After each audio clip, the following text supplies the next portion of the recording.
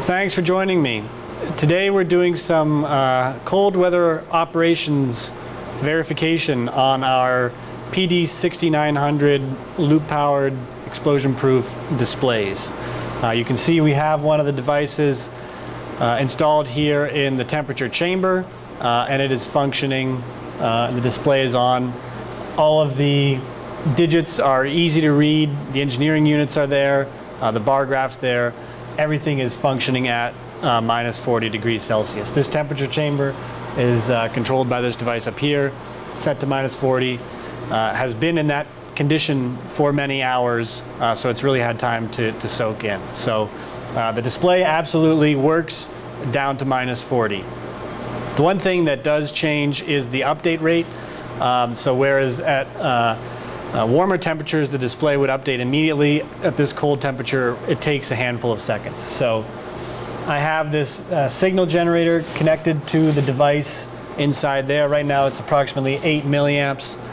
We can see that I will turn it up to 12.5 milliamps, and it does. The display hasn't changed yet, but it does take a few seconds for the display to update and reflect the new process value. But just a few seconds later, it is updated, and now it's ready to go. So the display takes a little bit of time to update, but the rest of the operation of the device is immediate. So we also have 2 open collectors connected to this alarm annunciator. So when a high or a high alarm point is reached, they'll provide an output to this device, which will give turn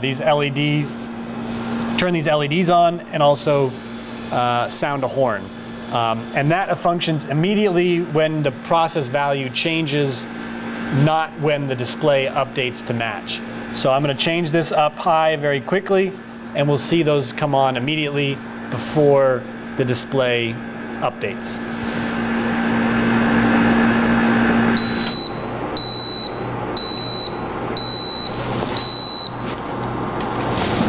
So there we go. The alarms occurred immediately.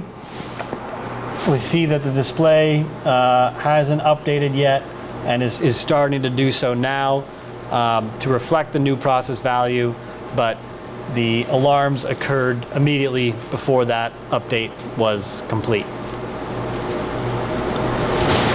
Now the display has updated, shows the new process value, and we'll see the same immediate alarm response on the way down. So now I'm going to turn it down quickly. We'll see the alarm clear immediately, and the display will update a few seconds later. So alarms immediately turned off, red backlight turned off, and the display is starting to update and will reflect the new process value soon. Now we are continuing the PD6900 cold temperature operation verification at minus 55 degrees. So we have turned the temperature chamber all the way down to minus 55, which is the lowest temperature this product is rated at. You'll see inside the chamber that the backlight is still on, but the process value digits are no longer visible. The engineering units and the bar graphs are no longer visible there either. So the unit does still function, but the display is not on. However, the loop is maintained. You'll see that this is still providing the 4 to 20 to the device, and that loop is still intact. And also our open collector alarm outputs will still function at this minus 55 degrees Celsius. So I'm going to do the same thing here. I will increase the process value significantly to trigger those alarms, and you will see that they will occur immediately when the value gets up, even at minus 55 degrees.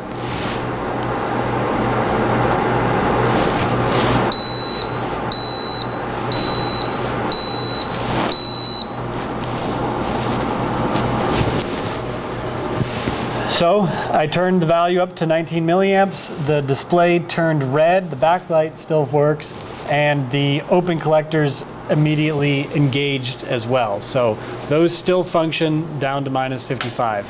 We'll see it again on the way down. I'll turn the value down and the alarms will clear quite quickly.